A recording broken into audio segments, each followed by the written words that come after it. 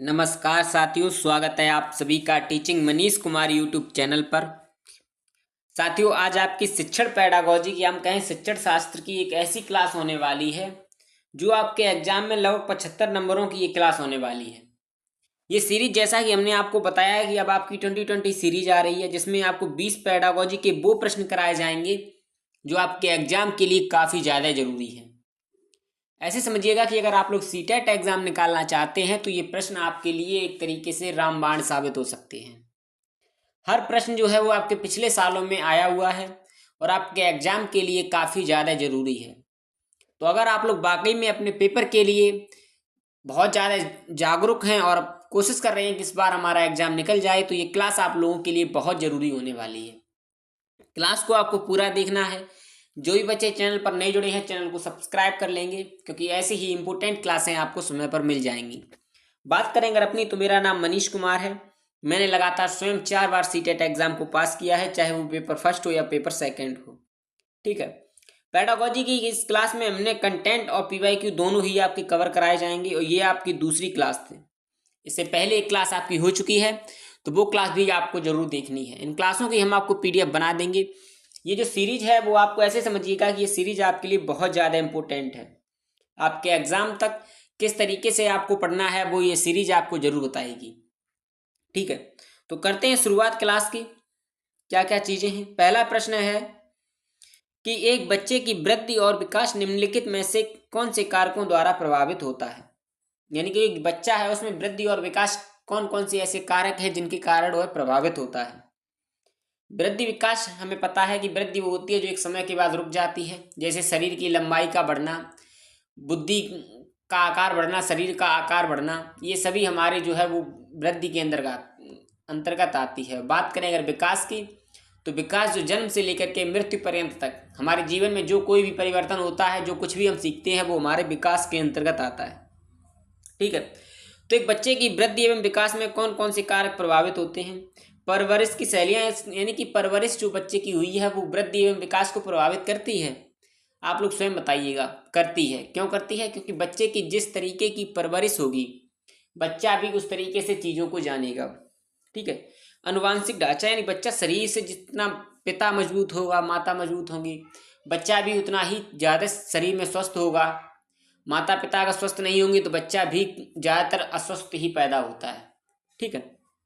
विद्यालय का अनुभव आपका काफ़ी ज़्यादा जरूरी होता है। विद्यालय में आपको किस तरीके से चीज़ों को सिखाया जा रहा है वो आपके लिए काफ़ी ज़्यादा जरूरी है आपके। ठीक है। उसके बाद व्यक्तिगत रुचि, आप किस तरीके से सीखते हैं, आप किस तरीके से जानते हैं, आप कौन सी चीज़ों को पसंद करते हैं। ये चारों जो चीज़ें हैं वो आपकी वृद्धि एवं विकास के कारकों को प्रभावित करती हैं। इसका अगर आएगा तो आपको ऐसा दिया जाएगा 1 2 3 4, और विकल्प आपका जैसे ए विकल्प है तो ये से आप सही मानेंगे। ठीक है। ये चारों चीज़ें हमने आपको कंटेंट के रूप में इसलिए दी हैं क्योंकि ये चारों चीज़ें आपके लिए कंटेंट हैं। तो वृद्धि एवं विकास को कौन प्रभावित करता है? ठीक है, तो हम कहेंगे कि वृद्धि एवं विकास को कौन प्रभावित करता है, तो आप कहेंगे कि वृद्धि एवं विकास को परवरिश की शैलियाँ भी प्रभावित करती हैं, अनुवांशिक ढांचा भी प्रभावित करता है, विद्यालय अनुभव भी प्रभावित करता है, और व्यक्तिगत रुचि भी प्रभावित करती है। आगे बढ़े, अगर अगले प्रश्न के बारे में जानते हैं, ये क्या पूछ रहा है। अगला प्रश्न है कि सभी बच्चों के विकासात्मक परिवर्तन होते हैं वो किस तरीके से होते हैं। सभी संस्कृतियों में सार्वभौमिक समान गति से होते हैं, एक आयामी या एक रैखिक होते हैं, या वंशानुगत एवं पर्यावरणीय कारकों के बीच एक जटिल अंतःक्रिया है। यहाँ पे अंतःक्रिया लिख लेंगे। ठीक है। और अपरिवर्तन, यानी कि उसमें कोई परिवर्तन नहीं होता और पैर से सर की ओर होते हैं। ये हमारा गलत हो जाएगा, ये परिवर्तनीय है, अपरिवर्तनीय नहीं है। और पैर से विकास जो होता है वो सर से पैर की ओर तो हो सकता है, पैर से सर की ओर नहीं होता। विकास कैसा हो सकता है? विकास हमारा सर से पैर की ओर हो सकता है। ये चीजें आप लोग याद रखिएगा। ठीक है। विकास हमारा सर से पैर की ओर हो सकता है, पैर से सर की ओर नहीं हो सकता। ये विकल्प हमारा गलत हो जाएगा। देखिए, विकास जो है वो सभी संस्कृतियों में एक समान ही होता है, हम ऐसा तो नहीं कह सकते। हो सकता है किसी जो संस्कृति मानते हैं लोग उनमें अलग तरीके से हो, हैं वो कुछ अलग चीजें मानते हो, अलग तरीके से उनमें विकास होता हो, तो ये भी हमारा गलत हो जाएगा। ये एक रैखिक नहीं है, एक बहुआयामी प्रक्रिया है, तो ये भी हमारी गलत हो जाएगी। ठीक है, तो इसका जो उत्तर हो जाएगा वो हमारा तीसरा हो जाएगा। विकास जो है वो वंशानुगत, यानी कि अनुवांशिक रूप से और पर्यावरणीय कारकों के रूप से जटिल तरीके से एक दूसरे से अंतःक्रिया करता है, एक दूसरे से जुड़ा हुआ है। आनुवांशिक या कहें वंशानुक्रम का मतलब ये वो होता है जो गुण हमें माता पिता से प्राप्त होते हैं, जो हमें माता पिता से मिलते हैं। और पर्यावरणीय कारकों के मतलब ये होता है कि जो हम वातावरण के माध्यम से, समाज के माध्यम से सीखते हैं। ठीक है, आगे देखते हैं। अगला प्रश्न है हमारा कि निम्नलिखित में से कौन सा स्थूलगामक कौशल का उदाहरण है। अब दो कौशल होते हैं हमारे, एक होता है स्थूलगामक और एक होता है सूक्ष्मगामक।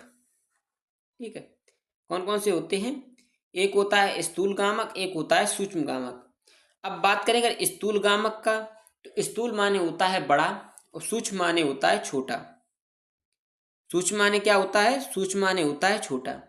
अब स्थूल माने मतलब ये होता है कि जिसमें हम शरीर की मांसपेशियों का अधिक प्रयोग करते हैं, शरीर का अधिक प्रयोग करते हैं, तो वो हमारा स्थूल में आ जाएगा। जैसे जैसे हम तैरते हैं, हम खेलते हैं, हम कबड्डी खेलते हैं, हम क्रिकेट खेलते हैं, हम तैर रहे हैं, हम वॉलीबॉल को खेल रहे हैं, हम फुटबॉल को किक मार रहे हैं। तो इस तरीके के जो खेल होते हैं जिनमें हम अधिक शरीर का प्रयोग करते हैं, अधिक मांसपेशियों का प्रयोग करते हैं, वो हमारे क्या कहलाते हैं? स्थूलगामक कौशल कहलाते हैं, यानी कि बड़े कौशल। सूक्ष्म मतलब होता है छोटा, जिनसे हम कम शरीर मांसपेशियों का प्रयोग करते हैं। जैसे सुई में धागा डालने के लिए हम ज़्यादा हाथ पैर तो नहीं चलाते, कॉपी में लिखने के लिए हम ज़्यादा हाथ पैर नहीं चलाते, चित्र बनाने के लिए हम ज़्यादा हाथ पैर नहीं चलाते। तो ये सभी जितने कौशल होते हैं वो हमारे क्या कहलाते हैं? सूक्ष्म कौशल, यानी कि जिनमें कम मांसपेशियों का प्रयोग होता है। दोनों चीज़ें आपकी कवर हो गई यहाँ पर, सूक्ष्म गतिक कौशल और स्थूल गतिक कौशल।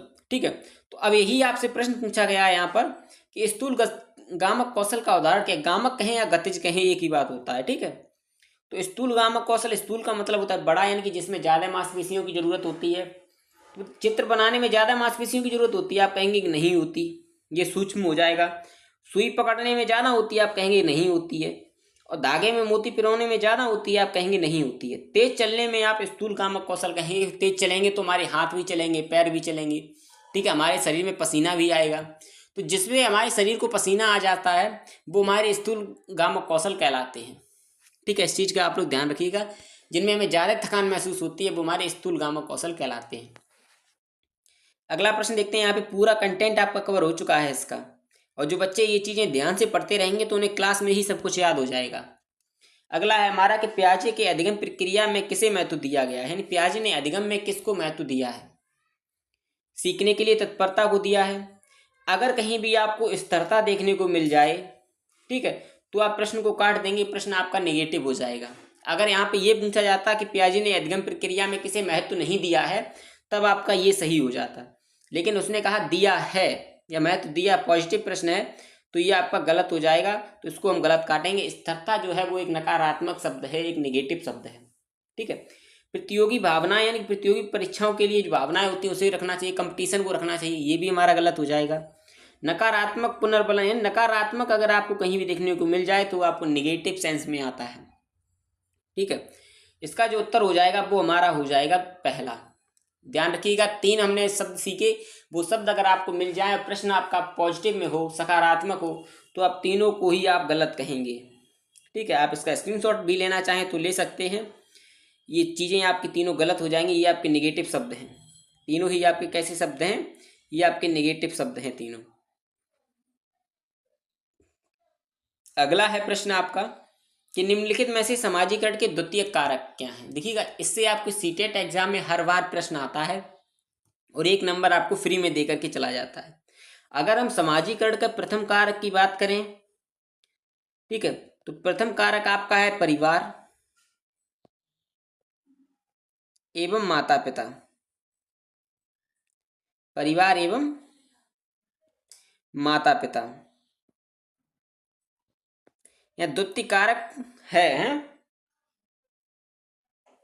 द्वितीय कारक नहीं होगा यहाँ पे, प्रश्न द्वितीय कारक नहीं है, तो इसमें आप कहेंगे माता पिता नहीं है, मीडिया, किताबें और कहें विद्यालय, ये तीनों ही आपके द्वितीय कारक हैं, लेकिन माता पिता आपके प्रथम कारक हैं। ठीक है, अगर सामाजिकरण का प्रथम कारक आपको पूछा जाए तो आप या तो उसमें परिवार लिखा होगा या उसमें माता पिता लिखा होगा, ज़्यादातर आप परिवार पर ही टिक मारेंगे। ठीक है, द्वितीय जो कारक होगा वो ये होगा। प्रश्न आपका ये था कि निम्नलिखित में से कौन से समाजीकरण के द्वितीय कारक नहीं हैं? क्या है प्रश्न, नहीं है। ठीक है, इस चीज का आप लोग ध्यान रखिएगा। आगे बढ़ते हैं। अगला प्रश्न है हमारा कि ये कक्षा है जिसमें बच्चे समूह कार्य कर रहे हैं कि कक्षा में समूह कार्य के दौरान रमेश ने देखा कि उसके विद्यार्थी दिए गए प्रश्न का हल ढूंढने में जूझ रहे हैं, यानी कठिनाई महसूस कर रहे हैं। विद्यार्थियों को सहयोग देने के लिए रमेश को क्या करना चाहिए, यानी कि कुछ बच्चे हैं क्लास में, वो पढ़ने में या कुछ प्रश्न का हल ढूंढने में कठिनाई महसूस कर रहे हैं, तो रमेश को क्या करना चाहिए। उन्हें पुस्तक से नकल करके लिखने के लिए कहना चाहिए, यानी कि ये किताब रखी है, आप इससे नकल करके लिख लो। नहीं करना चाहिए, ये आप नेगेटिव में हो जाएगा, जहाँ कहीं भी मिले आप काट सकते हैं। उसे प्रदत्त कार्य को छोड़कर अगले कार्य, यानी कि वो जो कार्य कर रहा है उसको छोड़ देना चाहिए, अगले कार्य पे चला जाना चाहिए, ऐसा भी नहीं करना चाहिए हमें। ठीक है, अस्पष्ट निर्देश देना चाहिए, यानी कि इस तरीके से उसे निर्देश देना चाहिए कि जिससे उस बच्चे को कुछ समझ में ही ना आए।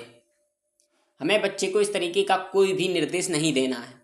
और एक आपका है कि प्रश्न से संबंधित संकेत देना चाहिए। संकेत कहीं भी आपको देखने को मिल जाए, पाठ देखने को मिल जाए, इसके फोल्डिंग देखने को मिल जाए, ठीक है, इसके फोल्डिंग आपको देखने को मिल जाएगी, जितने तीनों शब्द में से कोई भी शब्द आपको देखने को मिल जाए तो ये पॉजिटिव सेंस में आते हैं और विद्यार्थियों का मदद करने के लिए ये सबसे अच्छा तरीका भी होता है। ठीक है, इस चीज़ का आप लोग ध्यान रखेंगे। जो भी बच्चे चैनल पर नए जुड़े हैं, अभी तक चैनल को सब्सक्राइब नहीं किया है तो कर लें, क्योंकि यही हमारी फीस होती है। हमें भी लगता है कि हमारे साथी हमारे साथ बराबर मेहनत करने को तैयार हैं। अगला प्रश्न है आपका कि विद्यार्थियों में संज्ञानात्मक विकास के संवर्धन के लिए वाइगोत्स्की ने किसके कार्यान्वयन की अनुशंसा की है, यानी कि वाइगोत्स्की ने किसको महत्वपूर्ण माना है। वाइगोत्स्की के प्रश्न में अगर कहीं भी आपको सामाजिक, ठीक है, याद रखिए ये वैसी चीजें हैं जो आपको प्रश्न बना देंगी आपका हर बार। समाज, ठीक है, सामाजिक समाज, सामाजिक सांस्कृतिक, सामाजिक सांस्कृतिक, इससे देखिए लिखते हैं तो इससे राइटिंग इतना अच्छा आता नहीं है, मैं साथ में बोलता भी चलता हूँ इसके लिए। ठीक है, ध्यान रखिएगा आप लोग। सामाजिक सांस्कृतिक, आपका पाठ, आपका संकेत, आपकी सहायता, इसके फोल्डिंग,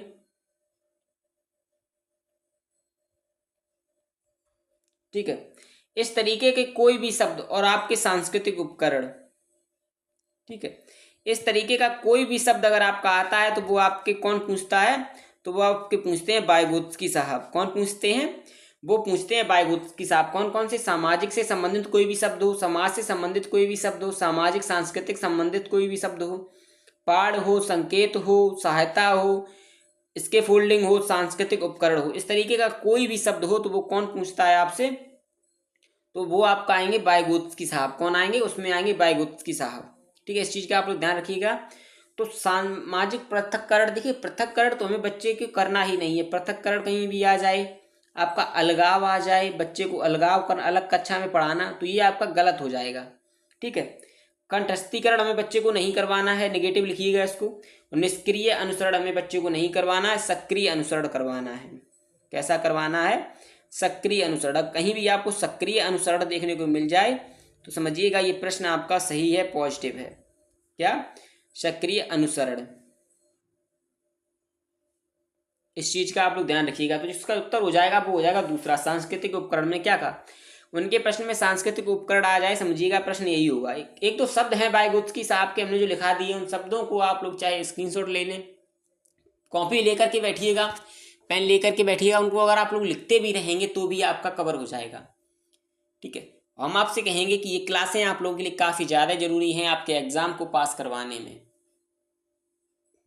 आगे देखते हैं इनके बारे में। अगला प्रश्न है कि एक प्रगतिशील कक्षा है, उसके बारे में प्रश्न है कि प्रगतिशील शिक्षा शिक्षण अधिगम प्रक्रिया में केंद्र में किसको रखना चाहिए, यानी कि जो प्रगतिशील शिक्षा हम बच्चों को देते हैं उसमें केंद्र में किसको रखना चाहिए, किसको ज़्यादा ध्यान देना चाहिए, किस पर, परीक्षाओं पर नहीं देना चाहिए, अध्यापक पर नहीं देना चाहिए, अभिभावक पर नहीं देना चाहिए, विद्यार्थी पर देना चाहिए। क्यों, क्योंकि अब आपकी कौन सी शिक्षा है, बाल केंद्रित। कौन सी शिक्षा है आपकी, आपकी जो शिक्षा है वो बाल केंद्रित है और बाल केंद्रित शिक्षा किसने दी थी? वो आपकी दी थी जॉन डीवी साहब ने। तो आज के समय में आप लोगों के लिए कौन सी शिक्षा चल रही है? वो चल रही है बाल केंद्रित शिक्षा। अगला प्रश्न है आपका कि विविध पृष्ठभूमि से सबसे अच्छा प्रश्न है, और हम आपसे कहेंगे 100% इस बार ये आपके एग्जाम में आएगा, चाहे पेपर फर्स्ट में दे रहे हो आप या पेपर सेकंड दे रहे हो। क्या है कि विविध पृष्ठभूमि से यानी कि विभिन्न विभिन्न जगहों से आए विद्यार्थी अपनी कक्षा में अध्यापक को क्या करना चाहिए, यानी कि विभिन्न पृष्ठभूमि से जो विद्यार्थी आए हैं उनके लिए अध्यापक को कक्षा में क्या करना चाहिए। आप लोग भी सोचिएगा कि आप एक शिक्षक हैं और आपकी कक्षा में अन्य विभिन्न विभिन्न जगहों से बच्चे आए हैं, कोई तमिलनाडु से है, कोई केरल से है, कोई कश्मीर से है, कोई यूपी से है, कोई बिहार से है, ठीक है, कोई एमपी से है। तो इस तरीके से अलग अलग जगह से बच्चे हैं, तो आपको उनके साथ में किस तरीके से उनको पढ़ाना चाहिए। परीक्षा में उसके निष्पादन के आधार पर समूह बना देना चाहिए, ऐसा हमें नहीं करना है। सभी के साथ अपेक्षाएं करनी और बनानी चाहिए। अगला देखते हैं मानकी। देखिए हमने आपसे कहा है कहीं भी आपको मानकीकृत मिल जाए आप उसको काट दीजिएगा, आगे कुछ पढ़ने की जरूरत ही नहीं है। अगर प्रश्न आपका पॉजिटिव है तो विद्यार्थियों के सामाजिक सांस्कृतिक आर्थिक प्रसंग के आधार पर उनका वर्गीकरण करना चाहिए, हमें भी नहीं करनी चाहिए ऐसा, ठीक है। हमें क्या करना चाहिए? सभी के साथ सफलताएं की अपेक्षा रखनी चाहिए एवं उनका सहयोग करना चाहिए। हमें उनको वर्गीकरण नहीं करना, बांटना नहीं है उनमें कि उनको अलग, अच्छा आप इस सांस्कृतिक के हैं आपको अलग कर दें, आपकी आर्थिक स्थिति थोड़ी गरीब है आप अलग बैठेंगे, आप थोड़े रईस हैं आप लोग अलग बैठेंगे। तो हमें बच्चों के लिए इस तरीके की चीज़ें नहीं करनी है, ठीक है। इस चीज़ का आप लोग भी ध्यान रखिएगा।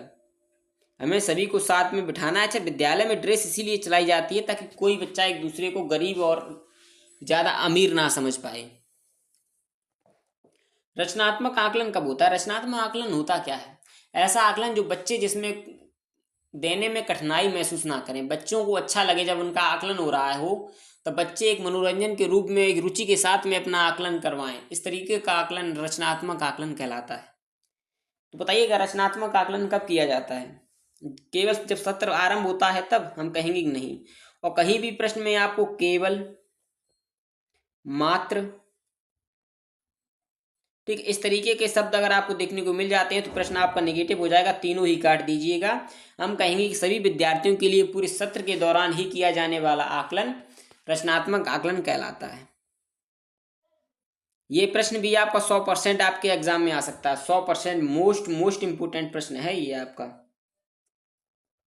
मोस्ट इंपोर्टेंट प्रश्न है। क्या है कि निम्न में से कौन सा प्रश्न विद्यार्थियों के समालोचनात्मक चिंतन को बढ़ावा देता है, समालोचनात्मक चिंतन को सम्मिलित करेगा। कहीं भी प्रश्न में समालोचनात्मक चिंतन आ जाए, अपसारी चिंतन आ जाए,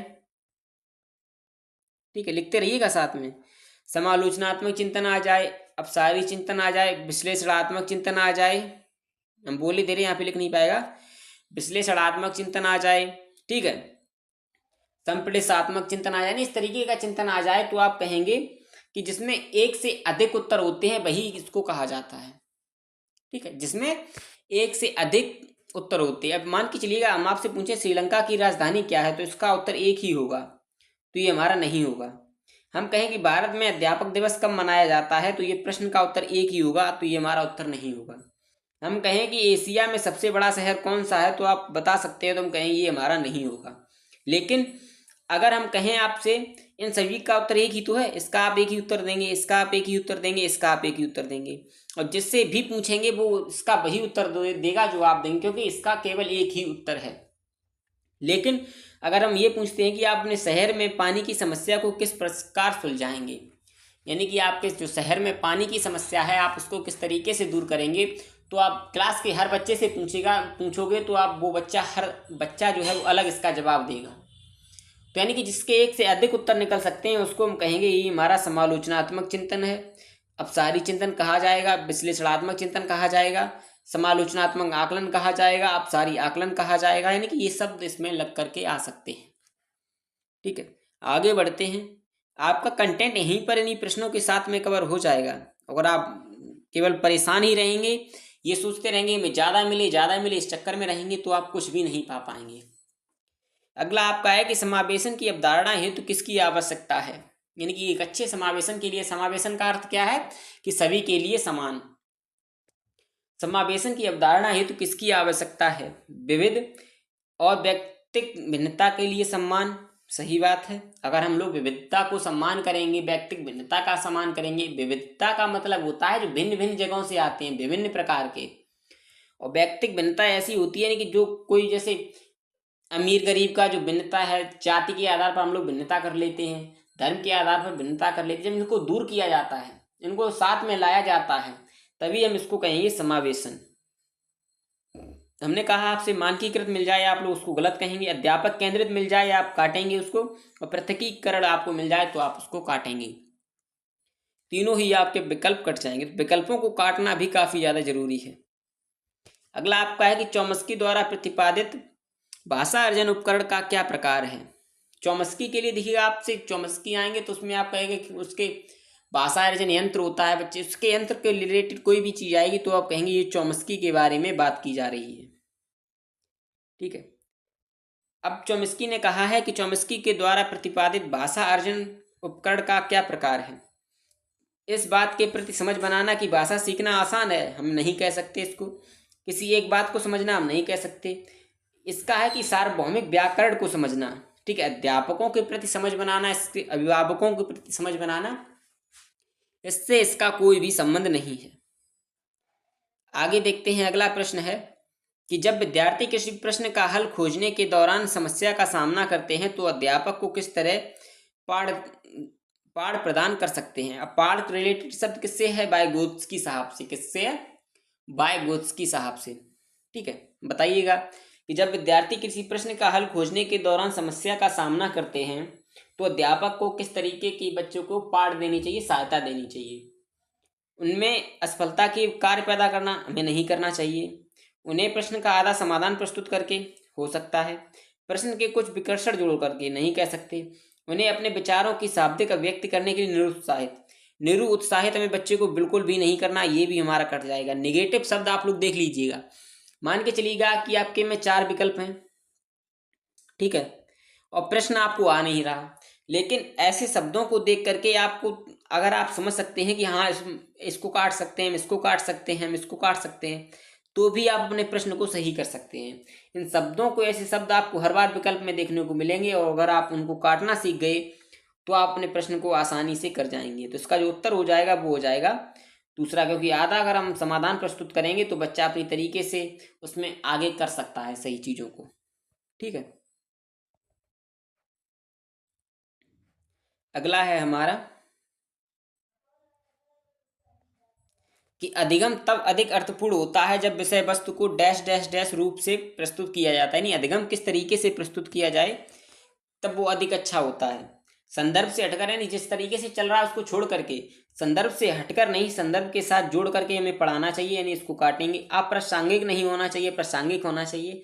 और बहुत ही अमूर्त अगर हम बच्चों को पढ़ाएंगे तो बच्चा समझ नहीं पाएगा। और संयोजित तरीके से पढ़ाएंगे तो वो अधिगम जो है वो अर्थपूर्ण हो जाएगा हमारा। समावेशी शिक्षा में किसकी आवश्यकता है? मानकीकृत पाठचर्या की, हम कहेंगे काटिएगा, इसको नहीं होगा। रूढ़िवादिताओं को बढ़ावा देना, हम कहेंगे नहीं होगा। अगम्य इमारती ढांचा, हम कहेंगे नहीं होगा। ये सभी आपके नेगेटिव शब्द हैं, इनको याद रखिएगा आप लोग। और कहेंगे विविधता को स्वीकृति। अगर आपको कहीं भी प्रश्न में ये मिल जाए विविधता को स्वीकृति, व्यक्तिक भिन्नता को सम्मान दिया जा रहा है, तो आप कहेंगे प्रश्न हमारा पॉजिटिव है। तो हमारा उत्तर हो जाएगा इसका, वो हो जाएगा ये चौथा वाला। ठीक है। अगला प्रश्न है, हमने कहा आपके हर तरीके की पेडागोजी के प्रश्न होंगे। ये आपकी गणित की है। क्या है कि निम्नलिखित गणित की एक शिक्षिका अधिगमकर्ताओं में आलोचनात्मक चिंतन के कौशल को बढ़ावा देने के लिए निम्नलिखित में से कौन सा अपनी कक्षा में चर्चा में शामिल करने की सबसे उपयुक्त है? अब आलोचनात्मक चिंतन, समालोचनात्मक चिंतन हमने आपसे बताया था ना पिछली बार। अब सारी चिंतन, इन सभी का मतलब एक ही होता है जिसमें एक से अधिक उत्तर आए। ठीक है। अब 25 से 30 के बीच सभी अभाज्य संख्याएं, आप कहेंगे कि 25 से 30 के बीच अभाज्य संख्या केवल एक ही है, 29। इसका उत्तर एक ही हो गया, तो ये हमारा आलोचनात्मक चिंतन में तो नहीं ही आएगा। ठीक है, समझ में आ गया हमें। अब 37 प्लस 21 हम जोड़ करके बताएंगे कि हमारे ये 58 हो जाएंगे। अब किसी से भी पूछ लिया जाए तो वो यही कहेगा कि ये 58 ही होंगे। अगला आपसे पूछ लिया जाए, इसको आते हैं कि एक समबाहु त्रिभुज बनाइए जिसकी भुजा 6 सेंटीमीटर है। अब 6 सेंटीमीटर का समबाहु त्रिभुज बनाएंगे तो तीनों भुजाएं बराबर होती हैं और इसका केवल एक यही तो बन पाएगा 6 सेंटीमीटर, तो ये भी हमारा नहीं होगा। लेकिन अगर हम कहेंगे 18 सेंटीमीटर स्क्वायर वाले क्षेत्रफल के सभी आयत बनाइए, कितने आयत बन सकते हैं, सभी संभव आयत बनाइए, तो हम इसके एक से अधिक आयत बना सकते हैं। तो हमारा जो इसका उत्तर हो जाएगा वो हमारा हो जाएगा तीसरा। कौन सा हो जाएगा, वो हमारा हो जाएगा तीसरा। ठीक है, इस चीज का आप लोग ध्यान रखिएगा। अगला है हमारा कि राष्ट्रीय पाठ्यचर्या रूपरेखा 2005 के अनुसार निम्नलिखित में से कौन सा गणित शिक्षा का मुख्य लक्ष्य है। यानी कि एनसीएफ 2005 ने गणित शिक्षा के लिए अपना मुख्य लक्ष्य माना अधिगमकर्ताओं में संख्यानात्मक कौशल को बढ़ावा देने के लिए या देश में रोजगार योग्य वयस्क। देखिए, रोजगार योग्य वयस्क में हमें कोई मतलब नहीं है, शिक्षा का उद्देश्य ये तो नहीं है। अगला है आपका कि गणित की कक्षा में प्रत्येक विद्यार्थी को पाठ्य पुस्तक में दी गई समस्याएं हल करने के लिए कहना, नहीं बच्चे केवल पाठ जो किताब दी गई है उसको ही पढ़ें, उसकी समस्याओं को हल करें, ऐसा भी नहीं है।